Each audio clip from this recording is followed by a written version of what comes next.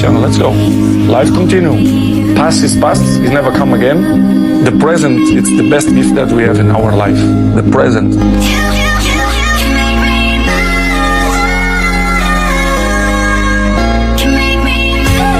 हम आपको अभी रिस्पेक्ट पाने के ऐसे 18 प्रैक्टिकल टू फॉलो रूल्स बताने वाले हैं जिन्हें अगर आपने फॉलो कर लिया तो लोग मजबूर हो जाएंगे आपकी रिस्पेक्ट करने के लिए। और हम ये इतने कॉन्फिडेंस के साथ इसलिए बोल सकते हैं क्योंकि हमारी लाइफ में भी कभी ऐसा वक्त था कि जब हम अपनी तरफ से अपना बेस्ट ट्राई कर रहे थे, लेकिन तब भी हमें वो रिस्पेक्ट नहीं मिल रही थी हमारे आस पास के लोगों से जो हम चाहते थे। आखिर अपनी रिस्पेक्ट किसको पसंद नहीं होती। इसीलिए फिर हमें कुछ ऐसा पता चला जिसके बाद आज के डेट में हमें जानने वाले सभी लोग हमारी अपने आप रिस्पेक्ट करते हैं। उस सीक्रेट को हम 18 रूल्स में डिवाइड करके आपको आज बता रहे हैं जिन्हें आपको स्टेप बाय स्टेप फॉलो करना है। तो कॉपी पेन निकाल लो और इन्हें लिखना शुरू कर दो। तो सबसे पहला और सबसे इम्पोर्टेंट रूल है respect yourself first. American politician Eleanor Roosevelt ने कहा था कि no one can make you feel inferior without your consent. यानी आपकी मर्जी के बिना कोई आपकी वैल्यू नहीं गिरा सकता। आपकी वैल्यू क्या है, आपको कितनी रिस्पेक्ट मिलनी चाहिए, ये और कोई नहीं बल्कि आप खुद डिसाइड करते हो। जितनी इज्जत आप खुद की करोगे, लोग भी आपको उतनी रिस्पेक्ट के साथ ट्रीट करेंगे, चाहे सामने कोई भी हो, एक भिखारी या दुनिया का सबसे अमीर आदमी। ना किसी को खुद से कम समझो, ना ही खुद को किसी से नीचा समझो। अपनी खुद की वैल्यू को पहचानो। सोचो अगर आपके ही जैसा कोई और इंसान आपके सामने आ जाए तो उससे आप किस तरह से ट्रीट करोगे, उसके साथ कितनी इज्जत से पेश आओगे। बस वैसे ही खुद के साथ रहो। Give before you get. एक फेमस कोट है, respect is like a mirror, the more you show it to the other people the more it will reflect back on you. यानी रिस्पेक्ट एक आईने की तरह है, आप जितना ज्यादा इसे लोगों को दिखाओगे ये उतना ही ज्यादा आपको वापस मिलेगी। वो कहता है ना, रिस्पेक्ट मिलती नहीं है बल्कि कमानी पड़ती है। और कुछ तभी कमाया जाता है जब आप सामने वाले को बदले में कुछ दो। और वो क्या चीज है जो सभी को पसंद है, वो है रिस्पेक्ट। तो ये समझो कि जैसे आपको रिस्पेक्ट पसंद है वैसे ही सामने वाले इंसान को भी रिस्पेक्ट पसंद है। तो अगर वो आपके साथ अच्छे से पेश आ रहा है तो फालतू का जबरदस्ती वाला एटीट्यूड शो मत करो, बल्कि दूसरे की भी रिस्पेक्ट करो। और अगर वो आपको रिस्पेक्ट नहीं शो कर रहा तो उससे मुंह भी मत लगाओ और उसके मुंह पे उसे शो करो कि तुम उसकी बिल्कुल भी वैल्यू नहीं करते। इसके लिए एक ट्रिक है, अगर कोई आपको रिस्पेक्ट शो नहीं कर रहा तो उसे बोल दो, मैं तुम्हें और तुम्हारी बातों को सीरियसली नहीं लेता। तुम मेरी नजरों में एक वीक इंसान हो जिसका माइंड अभी तक मैच्योर नहीं हुआ। तो सबसे पहले तो कोशिश करो कि सबको रिस्पेक्ट दो, चाहे छोटा हो या बड़ा, जैसे रतन टाटा जी करते थे। और अगर कोई आपको तब भी रिस्पेक्ट नहीं दे रहा तो उसे ऐसे ट्रीट करो जैसे थॉमस शेल्बी करता है।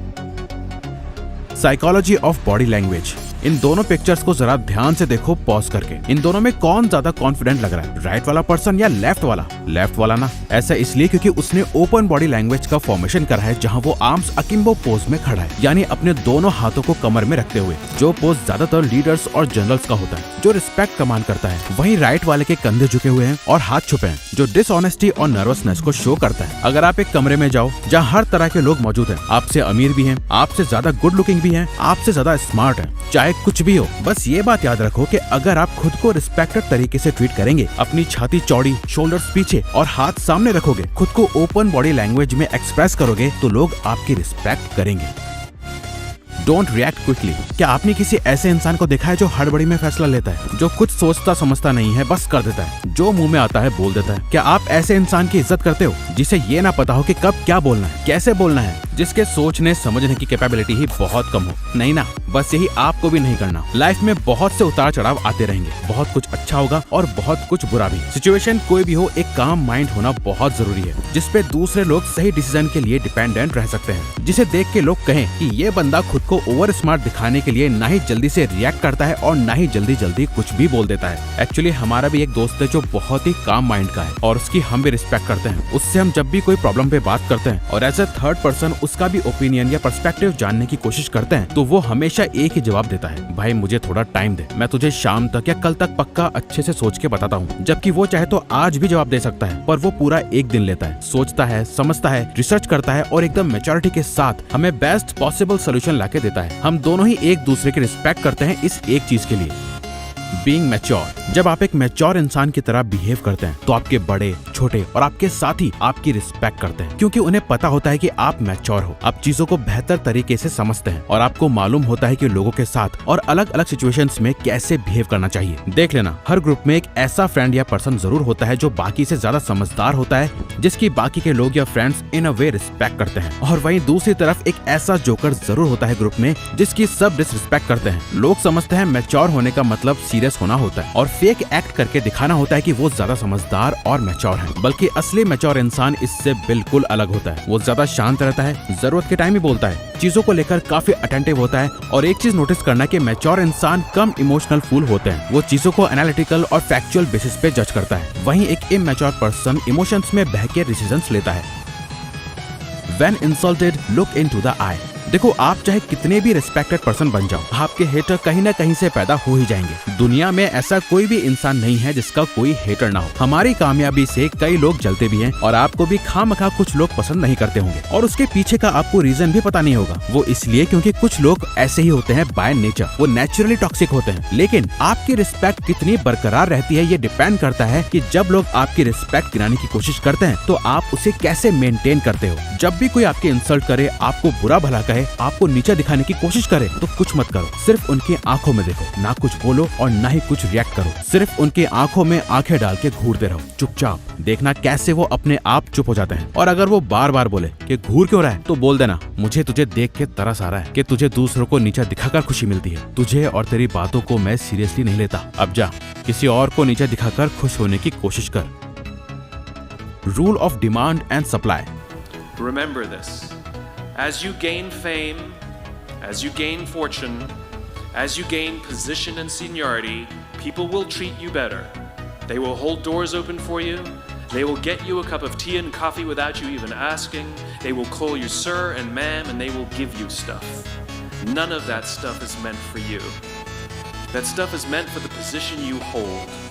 It is meant for the level that you have achieved of leader or success or whatever you want to call it. इसमें साइमन सिनेक ये बता रहे हैं कि लोग जब आपकी इज्जत करते हैं तो एक्चुअली में वो आपकी एज ए पर्सन रिस्पेक्ट नहीं करते, वो आपकी पोजीशन की, आपकी अथॉरिटी की रिस्पेक्ट करते हैं। आप किसी डॉक्टर के पास जाओ तो आप उस डॉक्टर की पोजीशन की रिस्पेक्ट करते हो, ना कि उस पर्सन की जो डॉक्टर है। आप इज्जत करते हो एक आर्मी ऑफिसर की, एक पॉलिटिशियन की कुर्सी की, ना कि उस पे बैठे किसी करप्ट पर्सन की। रिस्पेक्ट का पूरा खेल डिमांड और सप्लाई पे चलता है। जिसकी जितनी ज्यादा डिमांड उतनी ज्यादा उसकी सप्लाई। अपनी रिस्पेक्ट बढ़ाने के लिए अपने ओहदे को बढ़ाओ और इस मकाम पे पहुंच जाओ कि लोगों को आपकी इज्जत करनी ही पड़े, उनके पास और कोई चॉइस ही ना हो। इसके लिए एक ही बेस्ट तरीका है कि आप जल्दी सक्सेसफुल बनो और टाइम वेस्ट ना करो। उसके लिए आप हमारा द सक्सेस सीक्रेट ज्वाइन करो डिस्क्रिप्शन में दिए गए पहले लिंक पर क्लिक करके, क्योंकि उसमें वो सब सीक्रेट्स हैं जो आपको जल्दी सक्सेसफुल बनाएंगे।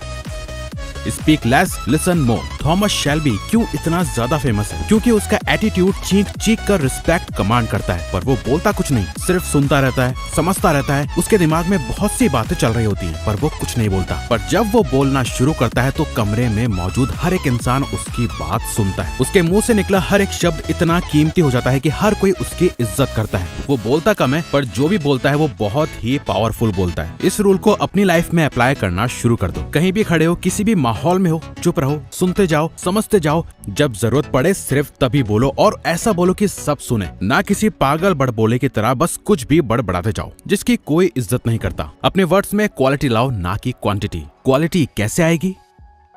Speak with ease. बिल्कुल काम होकर बोलो। अपनी बात में थोड़ी स्पीड स्लो रखो। टोन ऐसी हो कि लगे कि इसकी बात सुननी चाहिए। आवाज इतनी तेज ना हो कि कानों में चुभे, और ना ही इतनी धीमी कि लोग इग्नोर कर दें। बोलने की कोई जल्दी तो है नहीं, तो बोलने से पहले सोचो कि बोलोगे क्या और कैसे, वर्ड्स क्या होंगे, तरीके क्या होंगे। ऐसा कि लोग सिर्फ सुनने के लिए आपको ना सुने, बल्कि जब सुने तो उनके दिमाग में कुछ ऐसा क्लिक करे कि वाह क्या बात कही है इसने। जब आप बोलो तो सबका ध्यान एकदम से आपकी तरफ आ जाए। ऐसे बात करनी है। Don't try to prove you are smart. ठीक है, आप स्मार्ट हो, मान लेते हैं। अब क्या आपको वैलिडेशन चाहिए? लोगों से अप्रिसिएशन चाहिए कि देखो ये कितना स्मार्ट है, इंटेलिजेंट है? अगर ये आपका डिजायर है तो आप गलत रास्ते पर हो। लोग ना दो तरह के होते हैं। एक पहाड़ के नीचे खड़े होकर चिल्ला चिल्ला के कहते हैं कि मैं ये पहाड़ चढ़ सकता हूँ, मैं ये पहाड़ चढ़ सकता हूँ, और दूसरे पहाड़ के ऊपर खड़ा होता है, बस चुपचाप खड़ा रहता है, कुछ नहीं बोलता। लोग सुनते हैं उस चीखने वाले आदमी को, पर उनकी नजर उसी पे होती है जो पहाड़ की चोटी पे पहुंच चुका होता है। आप क्या हो और आप क्या कर सकते हो ये आपको ही बेहतर पता हो तो ज्यादा अच्छा है ना। अगर एक एक जादूगर की मैजिक ट्रिक का सीक्रेट रिवील हो जाए तो उस जादूगर की भला क्या वैल्यू रह जाएगी। आप खुद ही सोचो। दूसरों को बता के दिखा के कि आप कितने ज्यादा स्मार्ट हो, इसमें आपकी इज्जत नहीं है, बल्कि अपनी स्मार्टनेस से आप क्या अचीव कर सकते हो, रिजल्ट क्या आता है, उसकी ज्यादा इज्जत होती है। Correct your posture. The best way to present yourself is to stand up forthrightly and to stretch out, and to occupy some space and to you make yourself sort of vulnerable by doing that because you open up the front of your body, right? But it's a sign of confidence. If you straighten up and you present yourself in that manner, then other people are more likely to take you seriously.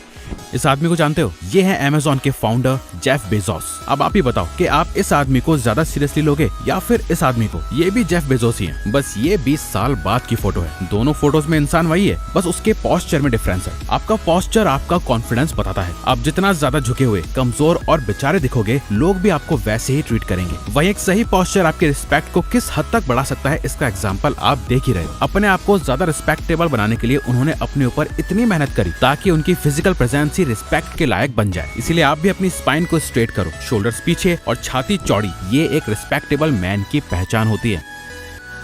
Psychology of clothing. कपड़े कैसे लोगों को trick करते हैं respected बनाने के लिए, जरा ये देखो। ये विक्की कौशल है और ये भी विक्की कौशल है। क्लीन शेव लुक तो सेम है, हेयर स्टाइल में भी कुछ खास अंतर नहीं। फर्क क्या है? कपड़े।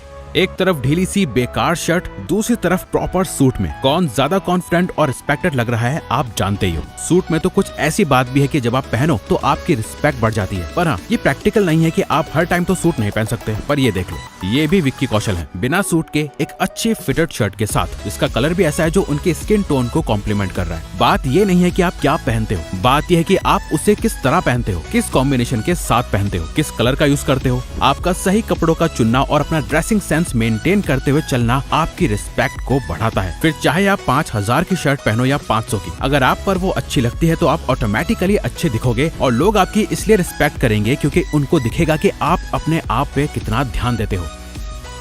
Laugh at yourself. खुद पे हंसो, अपना मजाक बनने दो। अपने आप को इतना ज्यादा सीरियसली मत लो, क्योंकि जो इंसान हर टाइम बहुत ज्यादा ही सीरियस रहता है, कभी मजाक नहीं करता, हर छोटी मोटी बात पर बुरा मान जाता है, लोग उसकी जरा भी इज्जत नहीं करते। हो सकता है वो उसके सामने कुछ ना बोले और ऐसा दिखाएं कि वो उसे बोलने से डर रहे हैं, बट एक्चुअली लोग ऐसे इंसान से बात ना करके ड्रामा अवॉइड कर रहे होते हैं। इसलिए ऐसे मत बनो। कोई आपसे छोटा मोटा मजाक कर ले तो चिल रहो।